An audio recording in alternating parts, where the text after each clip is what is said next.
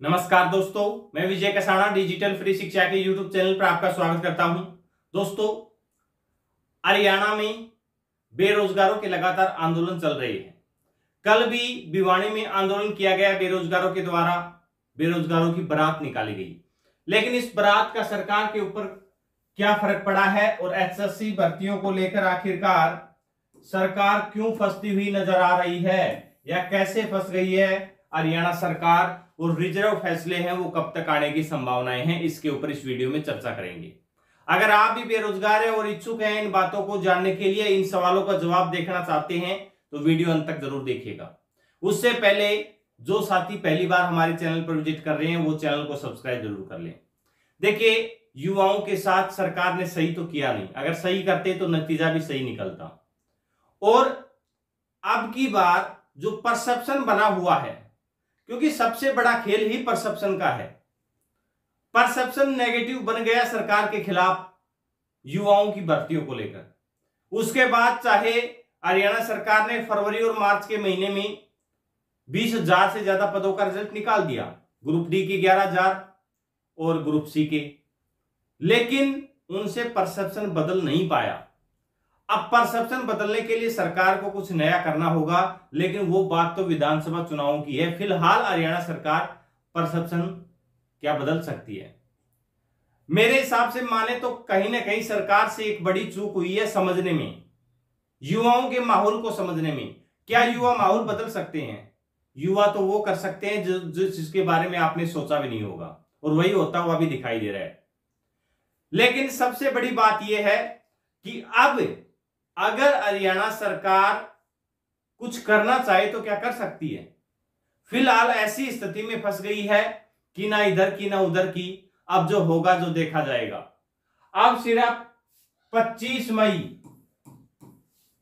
मई का इंतजार हो रहा है कि कहीं अच्छे से एक बार ये चुनाव हो जाए, उसके बाद देखते हैं। विधानसभा चुनावों की तैयारियां तो हरियाणा सरकार करने वाली है, क्योंकि एक बार चूक हो सकती है, बार बार चूक करना तो फिर राजनीति में रहने लायक वो लोग नहीं है अगर बार बार चूक करते हैं तो। पहले भी चेताया गया था सरकार को कि अगर आप ऐसा करोगे तो ठीक रहेगा। सबसे बड़ी गलती एक तो एसएससी के द्वारा सीईटी या फिर हम कहें हरियाणा सरकार के द्वारा सीईटी की पॉलिसी लाई गई। पॉलिसी कोई भी हो सकती है, लेकिन उस पॉलिसी को धरातल पर उतारना, सही तरीके से उतारना बेहद जरूरी रहता है। अब इस पॉलिसी में तो सबसे बड़ी कमी ये रह गई कि ये धरातल पर सही से नहीं उतर पाई। सबसे बड़ी कमी इस पॉलिसी की थी सीईटी क्वालिफाई ना होना। अगर सीईटी को उस दिन क्वालिफाई कर दिया जाता तो आज ना तो 56-57 वाला मामला, वो रिपीट क्वेश्चन वाला अलग है साथियों, और ना ये सोशियो इकोनॉमिक क्राइटेरिया के 5 नंबर वाला मसला। कोई भी मसला ग्रुप सी की भर्तियों को रोकने में कामयाब नहीं होता। 5 नंबर पहले से मिलते आ रहे थे, लेकिन आखिरकार यही भर्तियां क्यों रुकी? क्योंकि इन भर्तियों में युवाओं को पहले तो ये लग रहा था कि सीईटी क्वालिफाई हो जाएगा, सीईटी क्वालिफाई नहीं हुआ तो युवा करे तो क्या करे, अब वो तो भर्तियों से बाहर हो गया। अब और भर्तियों में तो पहले क्या होता था, जैसे हरियाणा पुलिस एसआई या कोई भी भर्ती थी, कल रखो किसी भी भर्ती में जिसमें 5 नंबर दिए गए थे, उन भर्तियों में फाइनल रिजल्ट पर 5 नंबर दिए जाते थे। तो उस समय या तो युवा बाहर है, जो युवा बाहर है वो प्रयास नहीं करते थे। अब युवाओं को ऐसा लग रहा है कि अगर उनके प्रयास से कुछ पॉजिटिव निकल कर आए तो सोशियो इकोनॉमिक क्राइटेरिया के नंबर पर। अब सोशियो इकोनॉमिक क्राइटेरिया के नंबर पर केस होने का सबसे बड़ा मुद्दा आपको पता है? सबसे बड़ा मुद्दा यह है कि ये सीईटी क्वालिफाई हुआ नहीं।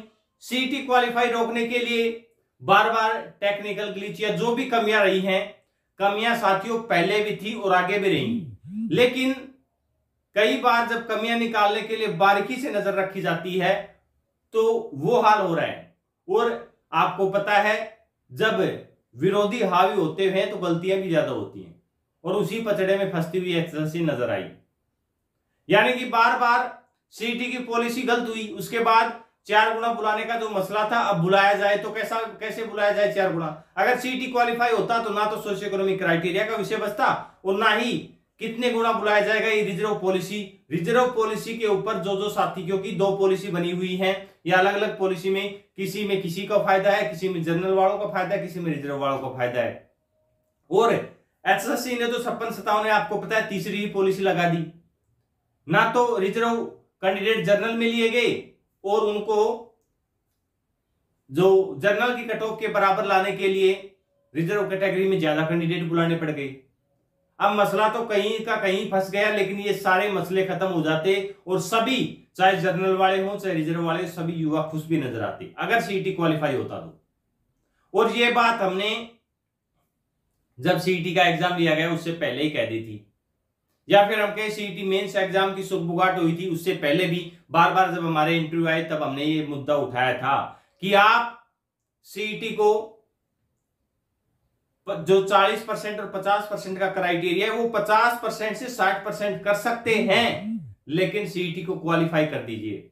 अगर वो क्राइटेरिया उस समय वहां पर बढ़ा देते, 50% 60% कर देते, या फिर हम कहें दूसरा भी तरीका था सरकार के पास, अगर उनको कम कैंडिडेट बुलाने थे तो पेपर हार्ड देते तो कोई कैंडिडेट कहने वाला नहीं था और वो इतने ही कैंडिडेट बचते जितने क्वालिफाई होते और सभी क्वालिफाई को बुला लिया जाता। अब 20 ग्रुप का मसला ज्यादातर नहीं अटका, कुछ ग्रुप्स जो रिवाइज रिजल्ट की मांग कर रहे हैं उनमें जो टेक्निकल ग्लिच का मुद्दा कहां आया? वो मुद्दा तब हुआ जब एचएससी फंसी हुई थी वहां सीईटी क्वालिफाई के मैटर में या 4 गुना के मैटर में। अब जो बुलाने हैं वो कैसे बुलाए जाएं, वो मामला फंसता हुआ नजर आया। कोई क्वालिफिकेशन, किस क्वालिफिकेशन का कैंडिडेट किसी में बुला लिया गया, या फिर हम कहें कि कुछ पदों पर भर्तियां ऐसी हैं जिसमें जो फर्जी सर्टिफिकेट का मुद्दा उठा तो उसकी जांच बैठा दी गई। अब जांच बैठाना भी सही है, लेकिन कई बार ऐसा भी हो जाता है कि दोषी कैंडिडेट को बाहर निकालने के चक्कर में निर्दोष कैंडिडेट बाहर हो जाता है, तो वो कैंडिडेट तो जवाब मांगेंगे। एक भी कैंडिडेट अगर निर्दोष है और वो बाहर होता है तो उसका जवाब तो देना होगा। यही मुद्दे हैं जो बार बार सरकार को फंसाते हुए नजर आ रहे हैं। और फिलहाल सरकार क्या करने की स्थिति में, कुछ भी करने की स्थिति में नहीं है। फिलहाल किसी भी हाल में 25 मई तक चुनाव हो, उसके बाद देखा जाएगा जो होगा जो। फिलहाल ये स्थिति बनी हुई है, लेकिन इतना जरूर कंफर्म मान लिएगा, मैं बार बार यही कह रहा हूं, 25 मई के बाद आपको 25 मई के बाद 4 जून तक, जब तक ये रिजल्ट आएंगे, आचार संहिता हटेगी, तब तक हरियाणा सरकार खुद की तैयारी करेगी।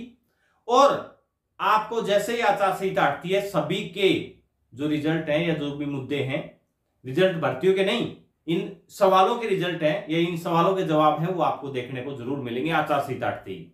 अब गलतियां नहीं होने वाली, ये अंदरूनी खबर आ रही है साथियों, उसी हिसाब से हम आपको बता रहे हैं। बाकी करना क्या है वो सरकार जाने। बात करें रिजर्व फैसले की, तो रिजर्व फैसला या तो इस वीक आ सकता है साथियों, इसमें संभावनाएं लगाई जा सकती हैं। कोई भी कैंडिडेट आपको सच्चाई नहीं बता सकता। हम आपको झूठ मूठ बोलकर आपको ऐसे नहीं कह सकते कि मेरी बात में सच्चाई है। इसमें बात यह है कि अनुमान लगाया जा सकता है किसी भी साथी का, सच्चाई कोई नहीं बता सकता, क्योंकि सच्चाई बताएगा कैसे, ये तो माननीय जज के ऊपर है कि वो कब अपना फैसला सुनाते हैं। और अगर ये फैसला अब नहीं आया तो फिर इस वीक नहीं आया तो फिर 25 मई के बाद आपको ये फैसला देखने को मिलेगा। हाँ, ये जरूर है, ये फैसला 25 मई के तुरंत बाद ही आपको देखने को मिल जाएगा। अगर आप नहीं आया तो उसमें देखना होगा सरकार किस ओर जा रही है, 5 नंबर हटाते हैं या 5 नंबर रहते हैं। उसमें साथियों किसी ना किसी एक पक्ष के साथ तो एक पक्ष को झटका लगेगा, चाहे 5 नंबर लेने वालों को हो या 5 नंबर ना लेने वालों को। ये सब बातें भविष्य के गर्भ में हैं, लेकिन फिलहाल बेरोजगार साथी है वो लगातार सरकार के ऊपर दबाव बना रहे हैं और इन दबाव के ऊपर सरकार सोचने को मजबूर है, लेकिन इस स्थिति में है कि आप कुछ कर भी नहीं सकती। अब करे तो क्या करे सरकार, क्योंकि 56-57 का मामला जो कोर्ट में है उसको सुलझाने से पहले 5 नंबर वाला मसला सुलझे तो आगे बढ़े। अब सरकार ये भी सोच रही है कि 5 नंबर वाले मसले का अगर रिजर्व फैसला इस वीक आ जाए तो कहीं लेने के देने ना पड़ जाए, क्योंकि ऐसे फैसले होते हैं और परसेप्शन पहले ही कुछ बिगड़ा हुआ है और ज्यादा ना बिगड़ जाए, तो कई चीजें सोचनी रहती है राजनीतिक लोगों को। इसलिए फिलहाल सरकार फंसी हुई है, लेकिन 25 मई के बाद और आचार संहिता हटने के बाद आपको जो जो बड़े फैसले देखने को मिलेंगे वो आप खुद भी देख लेना। ये बातें अभी साथियों इस वीडियो को रिकॉर्ड करके आप रख सकते हैं। जो आचार संहिता जैसी हटेगी आपको कुछ बड़े फैसले या बड़े बदलाव देखने को जरूर मिलेंगे। ऐसे ही भर्तियों से रिलेटेड जानकारी आप तक पहुंचाते रहेंगे। अपना कीमती समय देने के लिए बहुत बहुत धन्यवाद।